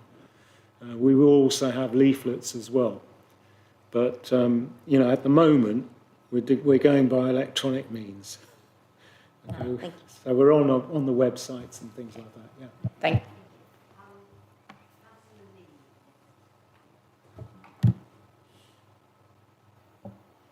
Oh, I'm S1. It's a new name. Patrick. Yes. Thank you. And thank you to the team of people around you, because I appreciate, you know, there is a team that support you to make this happen, and that's really cool. And I think this is critically important as we move through that critical barrier between the living and the dead who served in those two wars. It's absolutely vital that the Legion, particularly in a military town, is rejuvenated and controls regained. And it's amazing to hear that potentially in 2 days' time, yourself and the team may actually be able to realise that quite incredible dream. So thank you. Thank you again as well for all the other people around, I think, that you've brought in. You've done it with such a cool way. I mean, British Legion, it's something that I hadn't quite thought I was old enough to be a member of. But Patrick and I bumped into each other at the weekend and made it absolutely clear that there's a far bigger future for this. Would you like to share a little bit about that, Patrick? Because I think what you shared with me then, if you're allowed to at the moment, I think it's critically important. I appreciate I was very lucky to be able to spend a little bit of time with you at the weekend, and thank you. But I think this is really important for the future, and this is something that we, I think, as community leaders have a duty to support and drive forward. Yeah, I mean, there is a key to all this, and that is the fact is that the more members we get, the more we can do, because it spreads the tentacles out into the air. My focus is very much, I mean, I've not served, all right? I have a grandson who is an officer in the intelligence corps, and I'm lucky enough to have a history, a family history, which is immense. My father introduced me to the Royal British Legion in the 80s, and I became an associate member. All right? I was in my early 20s at that stage. So, or in my 20s, should I say. Early 20s, I think that's exaggerating. Right. But I felt very strongly that having had uncles, grandparents, I had a great uncle who was killed, and you know, he was posthumously rewarded with a Legion of Honour. All right, so he had citations, and when you learn to understand, all right, the service that all are serving, whether it's your family, whether it's you yourself, or whether it's your grandchildren or whatever. In my case, I've got a grandson who's serving. You know, it comes home to you that we all know somebody who is serving, who have put their life on the line, right, to give us our freedom. And we owe them that respect. So, What about the future generations? They are equally important. Well, there are two ways that you can go through them. All right? You can either do it by going directly to the schools, which is why I've now got the history as a show, all right, a presentation that I can take to the younger generation and explain the fact that, be it in work, I had an association with the military as an engineer. I, never served myself. So what qualifies me to do it? Well, the fact is that my family were involved. And that's the trick. And I think if you take the history together with a reason, all right, why they should be interested and what's the purpose of it, then I think we can get through to the younger generations and secure the future of the veterans who are serving for us and have served and actually paid the ultimate sacrifice, be it in the Falklands or wherever they served. We owe it to them, to respect them and to remember them. So that's one of the things that I'm planning to do is to next year, once we get this year out of the way, is to actually broaden it out, not just by affiliation with the cadets, but broaden it out and take it into the schools, take it into the Cubs. All right? I'm actually doing Armistice Day with the Cub cadets, or Cubs, at 4th, 7th, 8th Camberley. I'm going in there with a bugler and our standards, and we're going to talk to them about why we're doing it. But I'll talk to them from somebody who's never served, all right, but somebody who has got an understanding of why we need to support them, and tell them about the history. And then hopefully that will gain their interest. And if they don't show their interest, you ask them why. Why are you not interested? You're welcome. Right, Councillor Hode. Thank you, Chair. This is just a very quick one, and I'm going to put Nick Stevens on the spot here. Yeah. Sorry. I was just wondering, with some of the upcoming events that you've got and your desire to communicate them, is it something that the council could support just by perhaps putting either on our Facebook page for the Borough Council, and in particular the fortnightly briefing that's sent out to councillors, if that included that with a prompt for them to share it on their own council Facebook pages or in community pages, we could be a little bit of support in trying to get the message out about what, when and where. But if you can't do that, then you didn't hear that. Thank you, Councillor Hode. Thank you, Chair. I wasn't expecting a question on this item, I have to admit.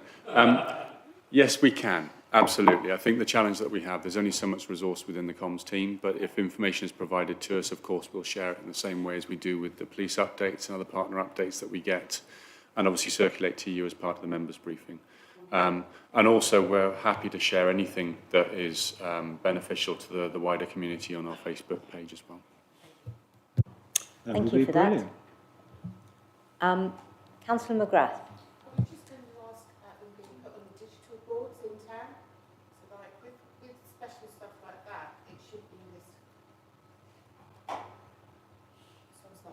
this. Are these the ones in the in the town centre, like the? So, like with things like that, things like the Legion and that, with it coming up, that should be put on the boards to say what's going on. Yeah, I mean that would be great. I mean, I haven't actually spoken to it's Kim Hillier, who I deal with in the centre. Yeah, is that, do they organise that, or how do we go about it? It's just that we have the digital boards there, so like with the information that we have, they're normally put on those boards anyway.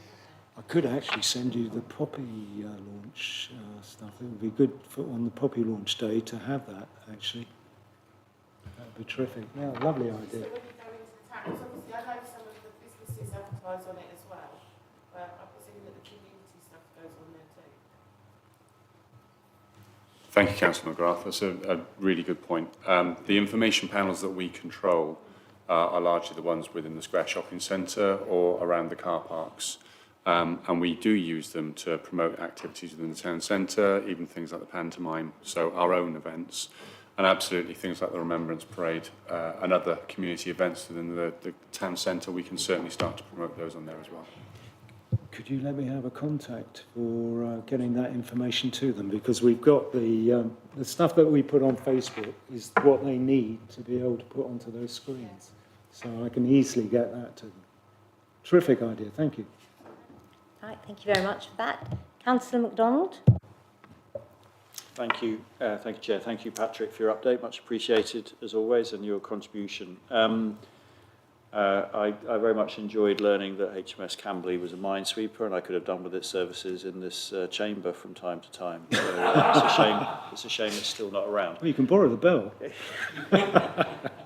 Be ringing quite regularly, I think. What I wanted to just sort of reflect on was, and I think you touched on it, is that the branch has obviously been through a journey here, and I think we would all recognise, for those of us that are older, clearly some are still in their youth, that the Legion has an important part in our history, and was pretty much in every town and every village, because the veterans were there from the Second World War in particular. I'm just wondering, in terms of that journey that our branches have gone through, and we saw some have closed and consolidation, and then obviously you've managed to breathe new life into the Camberley one. Is that a picture that's been seen in other places from talking to your colleagues in county, etc.? And then I guess the sort of on the hypothesis that it is a similar trend, and let's be honest, a few of the reasons it was used because it was a place for socialising, etc., etc. How does the beyond the Poppy appeal, how does the British Legion really make itself relevant to the next generation, particularly perhaps when we're not so much remembering, we will always remember them, but we're not so much focused on those that have recently departed or recently served, but those that are still serving perhaps, or coming out of service and struggling with the transition and all that sort of thing. Right, that is a very good question, and that really falls into the realms of the presentation that we do on the RBL itself and what it does. Now, the future of the RBL, as I said, and I gave you a clue actually, and I wasn't going to dwell on anything, but I am going to talk about this because it is important actually. The future of the RBL has had to have a bit of a change of direction. Not just because of the fact that the First and Second World War is pretty much dealt with in terms of who is remaining, and we're still lucky enough to have a few now, but the next, we just had our 80th. 85? No, probably not. We will celebrate it, but we won't have the veterans there to partake. Now, in terms of, where do we go from here? It's important. Let's look at the situation. You just touched on it, actually, Sean. It's the rural areas that are suffering the most. The villages where they had branches, where they haven't got the veterans there now. They're no longer there, they've gone. And if you haven't got the veterans there, then it is all about generating the new people who might move into a village or something like that. So it's the smaller branches, I don't know, not Oxshott came to mind, but maybe Ripley. I mean, look what happened to Frimley. It had to close. They didn't have the call. You had Farnborough and Aldershot. Farnborough's gone, Aldershot's all right. There is a branch out in Fleet, but it's all the little ones in between. They're the ones which are, they're dying out. But having said that, in a town like Camberley, all right, what we've done is we've actually brought it from the outskirts to the inner town centre. We've now merged it, if you like, or a home, we've moved into a care home where there is veterans actually on site. But not only that, but we're taking our message to other care homes. And County, coming to the other bit that you just mentioned, County are looking on at us as an example to other branches to say, You haven't got a club with a clientele of, you know, people who want to go in and drink and enjoy themselves playing snooker or whatever. You know, that's almost gone. The new direction is, and this is what Mike and I thought about right at the outset, is to link ourselves with somebody who can afford to look after us, take us under their wing, not run us. They have no autonomy over us. You know, they can't tell us what direction to go in or what to do. And if we don't like it, then we may have to look elsewhere. But it suits everybody's purpose for us to be in that home. So there are other branches who may now feel it's worked for Camberley, all right? It may work for us as well because we're going down the same road, diminishing numbers, you know, lack of enthusiasm, people getting old, tired. And of course, the fewer numbers you've got, the more work the load there is to do. So you need to have a rethink of the whole idea. We don't only look after veterans from the military. Those days are gone. We're now looking at the blue light services as well. They save lives. They put their lives on the line in just the same way as the military. And whether they are doctors, nurses, firemen, policemen, they're all putting themselves in the front line to help us, to save lives and also, you know, to keep us safe. You know, we call up, yeah, go ahead. Right, thank you. Councillor Garrett. Thank you, Chair. Firstly, thank you to Patrick, the dynamo behind Camberley RBL. A lot of what has happened is because that you are the dynamo that pushes these things to happen. And I know there's people behind you, but thank you for what you do. I joined the RBL last year. I've never served myself. A number of my family have, and I didn't know you could join the RBL having not served. So that's why I got involved. All of the councillors' emails has pinged while we've been sitting here because I've just sent the link out for High Cross Church's Poppy Appeal. So you've got 34 more people that actually know about it.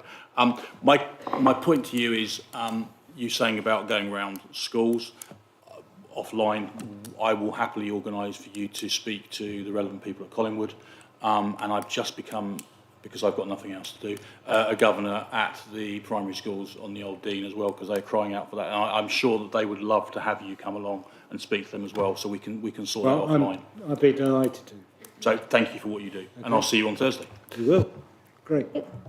Councillor.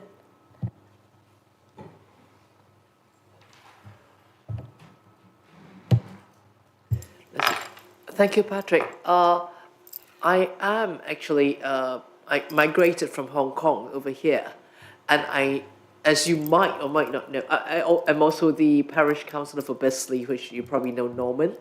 But I know many of the Hong Kongers who grew up or was born during in the British colony of Hong Kong. They are all they come here, they're very interested to know more. And I knew much more when after being a parish councillor, I knew so much more. And would you be able to do something to reach out to these people? I'd be delighted to come along and do a talk for you. Yeah, and then within I'll your probably community. do something. I'll get someone to translate to Cantonese for you or something like that. But most of them do understand English. It's just that they might have a slight bit of some terms, technical terms they may not understand. That will be fine. Yeah. You know, you can communicate with a smile. All right? Thank you. you. Can make it interesting for them. Yes. I mean, so I can try and help with I it. owe the Sikhs another session because they would like me to do something for them as well, and I'm more than happy to come along. And you know, they're all wonderful people, genuinely wonderful people, all of you.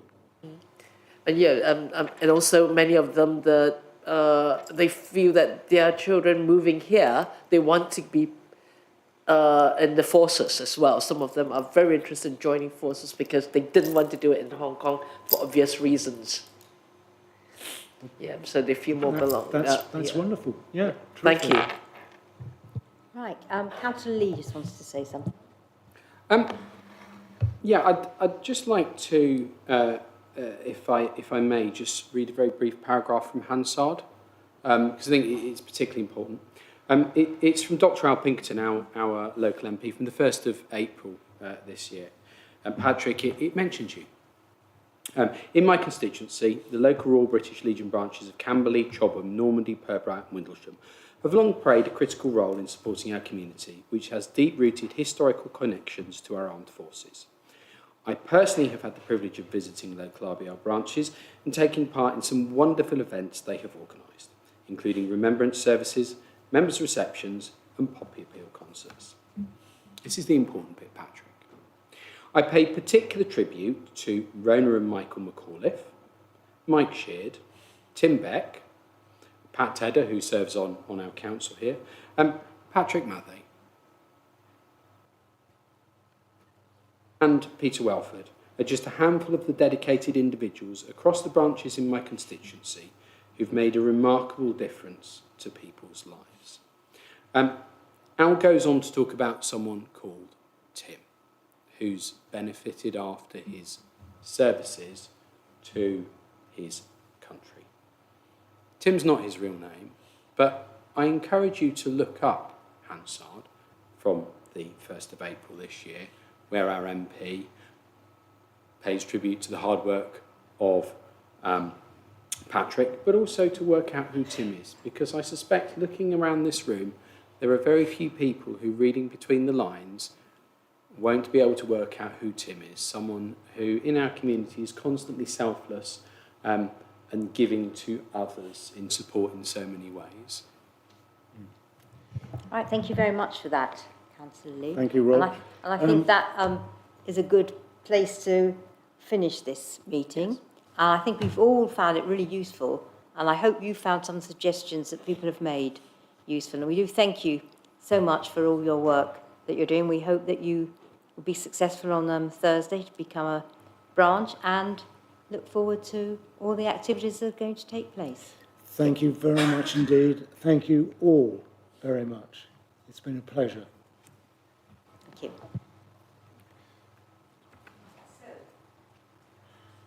So we've got the last final item on the agenda, the work programme. Have you got anything you need to say, Eddie? Quite simply, no, Chair. You mentioned earlier on about Affinity Water and South East Water. Haven't got anything else to mention apart from that. And as normal, welcome members' suggestions.